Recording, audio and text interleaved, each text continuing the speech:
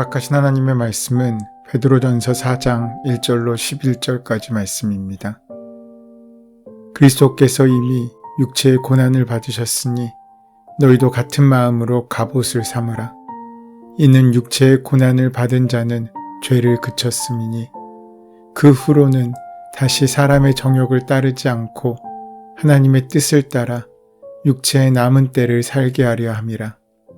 너희가 음란과 정욕과 술취함과 방탕과 향락과 무법한 우상 숭배를 하여 이방인의 뜻을 따라 행한 것은 지나간 때로 족하도다. 이러므로 너희가 그들과 함께 그런 극한 방탕에 다름질하지 아니하는 것을 그들이 이상히 여겨 비방하나 그들이 산자와 죽은 자를 심판하기로 예비하신 이에게 사실대로 고하리라. 이를 위하여 죽은 자들에게도 복음이 전파되었으니 이는 육체로는 사람으로 심판을 받으나 영으로는 하나님을 따라 살게 하려 함이라. 만물의 마지막이 가까이 왔으니 그러므로 너희는 정신을 차리고 근신하여 기도하라. 무엇보다도 뜨겁게 서로 사랑할지니 사랑은 허다한 죄를 덮느니라. 서로 대접하기를 원망 없이 하고 각각 은사를 받은 대로 하나님의 여러 가지 은혜를 맡은 선한 청지기 같이 서로 봉사하라. 만일 누가 말하려면 하나님의 말씀을 하는 것 같이 하고 누가 봉사하려면 하나님이 공급하시는 힘으로 하는 것 같이 하라. 이는 범사의 예수 그리스도로 말미암아 하나님이 영광을 받으시게 하려 함이니 그에게 영광과 권능이 세세에 무궁하도록 있느니라. 아멘. 삶을 살아가는 우리에게 고난은 엄연한 현실입니다. 고난 없는 인생이란 있을 수 없습니다. 우리가 구원받은 삶을 산다고 하는 것은 우리의 인생 가운데 고난이 사라지는 것이 아니라 고난 가운데 바른 믿음의 선택을 할 수 있게 된다는 것입니다. 주님께서도 이 땅에서 고난당하시고 십자가에서 죽으셨습니다. 십자가형을 당한 주님의 인생을 헬라인들은 지혜롭지 못한 삶으로 여겼고 유대인들은 저주받은 삶으로 생각했습니다. 그러나 주님의 죽음은 마침이 아니라 시작이었습니다. 베드로는 고난받는 성도들에게 주님의 십자가가 부활의 영광으로 나타난 것을 상기시키면서 현재의 고난을 믿음으로 담대하게 맞설 수 있도록 용기를 북돋아 주었습니다. 주님은 고난받는 성도들에게 모범이 되실 뿐 아니라 고난당하는 마음을 공감하시며 붙들어 주십니다. 단순히 앞서가시며 뒤를 따르도록 하시는 것이 아니라 주님과 함께 영광을 받기 위하여 기꺼이 고난도 함께 받는 성도들의 삶을 함께 하시는 것입니다. 오늘 본문 1절에서 예수님께서 고난을 피하지 않으시고 고난을 통과해 영광을 얻으셨기 때문에 그리스도인들 또한 고난을 통과해 영광으로 나아갈 것을 말씀하고 있습니다. 이어서 육체의 고난을 받으신 주님의 마음으로 갑옷을 삼으라고 베드로 사도는 권면합니다. 이는 육체의 고난을 이기기 위한 힘이 마음으로부터 나오는 것을 의미합니다. 본문이 말하는 고난은 생존의 문제와 관련된 어려움이 아니라 우리의 죄와 관련된 것입니다. 우리가 전에는 죄의 종이 되어 죄에 대하여 저항하지 못한 채 죄에 이끌려 살았습니다. 우리는 너무나도 쉽게 죄를 지었으며 따로 배우지 않아도 죄의 기술은 더욱더 은밀하고 정교해졌습니다. 그러나 이제 우리는 죄의 지배가 아닌 예수 그리스도의 은혜의 통치를 받으며 죄를 거부하고 죄의 유혹을 물리치는 삶을 살게 되었습니다. 앞서 베드로전서 2장 11절은 영혼을 거슬러 싸우는 육체의 정욕을 제어하라라고 강하게 권면합니다. 죄가 드러나는 범죄의 현장은 우리의 가정 또는 일터처럼 공개된 장소이지만 실제로 죄와 싸우는 전쟁터는 마음입니다. 근본적으로 범죄의 현장도 마음입니다. 마음으로 죄를 지은 것이 우리의 입술과 손발을 통해 실제 생활에 구현된 것뿐이기 때문입니다.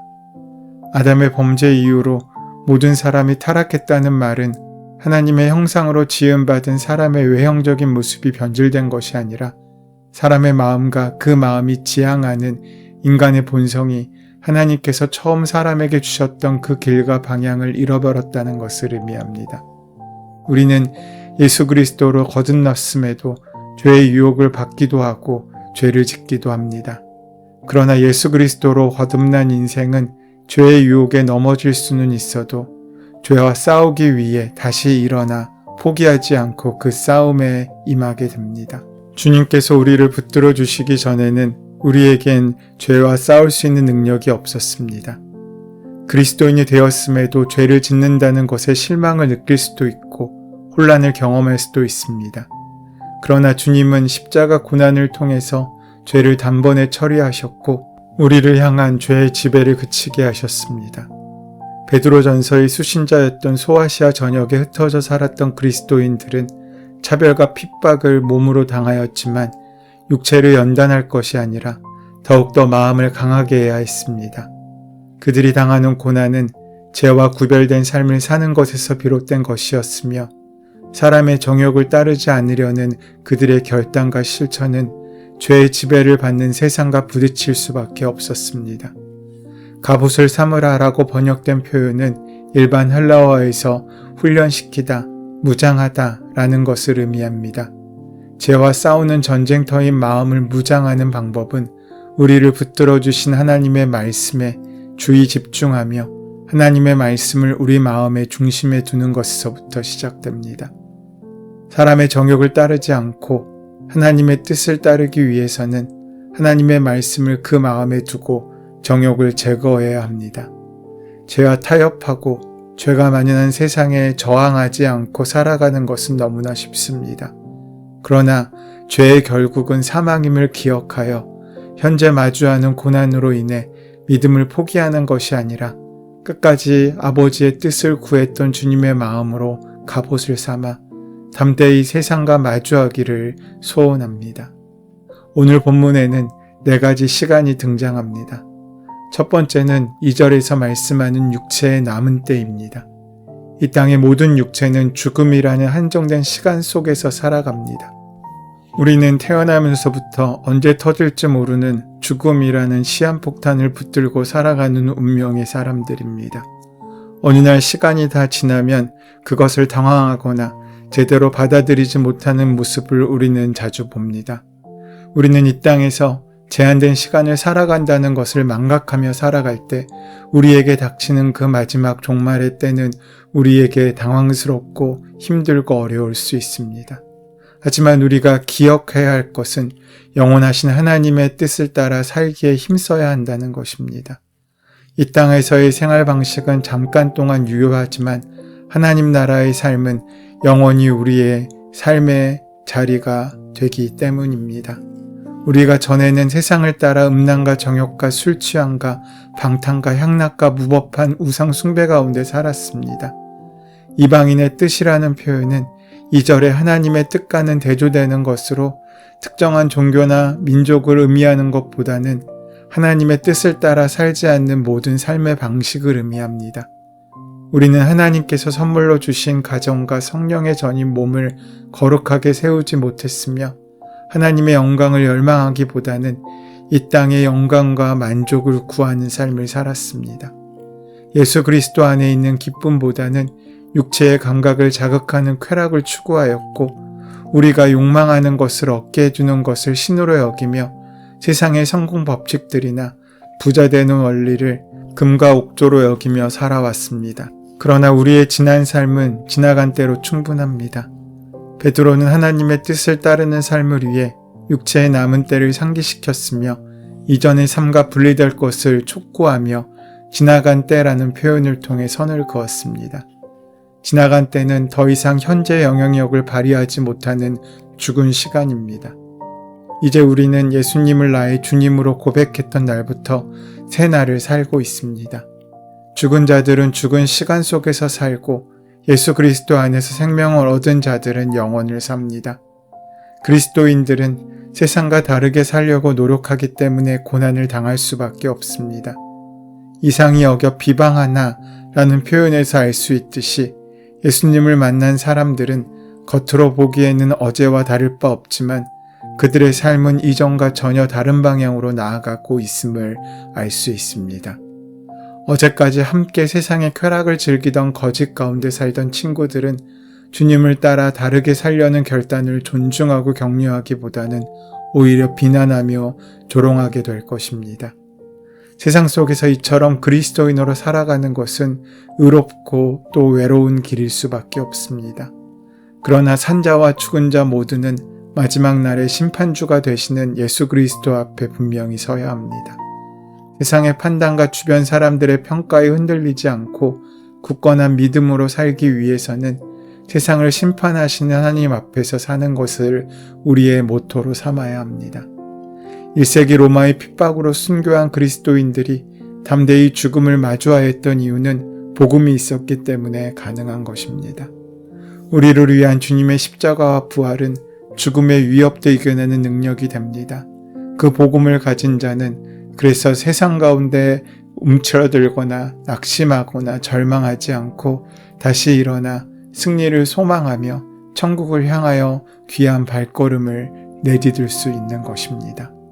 육체로는 세상의 심판을 받아 죽임을 당하였지만 영혼은 영원한 하나님의 나라에서 안식을 얻게 됩니다. 하나님을 따라 사는 사람들은 이 땅에서 잠시 고난을 받지만 마침내 하나님을 따라 영원히 살게 될 것입니다. 베드로전서는 이와 같이 실제로 복음으로 인해 고난당하는 순교를 각오해야 하는 시대를 사는 그리스도인들을 위해 기록되었습니다. 그런데 오늘날에도 하나님을 따라 살기 위해 고난받고 순교하는 일들이 있음을 우리는 기억해야 합니다. 우리는 복음으로 인해 고난받는 성도들을 위해 기도해야 합니다. 우리는 하나님을 따라 사는 것에 고난이 없음이 오히려 이상한 것으로 여기고 우리가 속한 공동체 안에서 정말로 내가 그리스도인답게 살고 있는지를 돌아보고 죄와 타협하지 않고 살고 있는지를 점검해 봐야 할 것입니다. 오늘 본문에 나타난 세 번째 시간은 만물의 마지막 가까운 때입니다. 가까이 왔다라는 표현이 완료 시제로 사용되었습니다. 동일한 표현이 마가복음 1장 15절에서 하나님의 나라가 가까워왔으니 라고 사용되었습니다. 가까이 왔다라는 표현을 통해 종말은 우연히 일어나거나 막연한 미래가 아니라는 것을 철저히 하나님의 섭리 안에 있음을 강조하여 말씀하고 있습니다. 하나님의 손에 있는 것이기에 인간은 전혀 개입할 수 없으며 시간에 종속되어 살아가는 인간에게 종말은 언제나 가까이 있는 것입니다. 그러므로 주님의 재림이 더딘 것 같이 느껴져서 적당히 죄와 타협해서 살거나 세상과 하나님의 나라에 한 발씩 걸친 채 사는 것이 아니라 정신을 차리고 근신하여 기도해야 할 것입니다. 무엇보다 그리스도인들은 뜨겁게 서로 사랑함으로 서로의 삶을 위로하고 교회를 견고히 세워야 할 것입니다. 죄에 오염이 있는 교회를 깨끗하게 하는 비결은 죄를 지적하고 징계하고 심판하는 것이 아니라 뜨겁게 서로 사랑하는 것입니다. 물론 바른 권징은 진리를 보호하며 교회를 정결하게 하기 위해 꼭 필요한 것입니다. 그러나 그리스도께서 이 땅에 오셔서 우리를 정죄하는 방식으로 구원하지 않으셨고 십자가 사랑으로 우리를 죄에서 건져내신 것을 기억하여 우리의 권징이 사랑 없는 것이 되지 않도록 깨어 있어야 할 것입니다. 다시 오실 주님을 바라보며 이 땅에서 나그네로 사는 그리스도인들을 서로 대접하기를 원망 없이 해야 할 것입니다. 환대는 유목생활을 했던 이스라엘에게 생존의 법칙이었습니다. 이웃의 도움 없이 혼자 살 수 있는 사람은 아무도 없습니다. 환대를 의미하는 어원에는 주인과 손님이라는 의미가 동시에 담겨져 있습니다. 이 땅에서 나그네로 살아가는 모든 그리스도인들은 자신의 안정된 생활을 당연한 것으로 여기거나 자랑으로 삼기보다는 나그네로 살아가는 동역자를 섬기는 통로로 여겨야 할 것입니다. 각자에게 은사를 주신 분이 하나님이시며 우리 모두는 하나님의 청지기로서 주인의식을 가지고 생활하되 주인 노릇하는 것은 경계해야 할 것입니다. 이제 오늘 본문에 나타나는 마지막 시간은 하나님께서 영광을 받으시는 끝이 없는 날들입니다.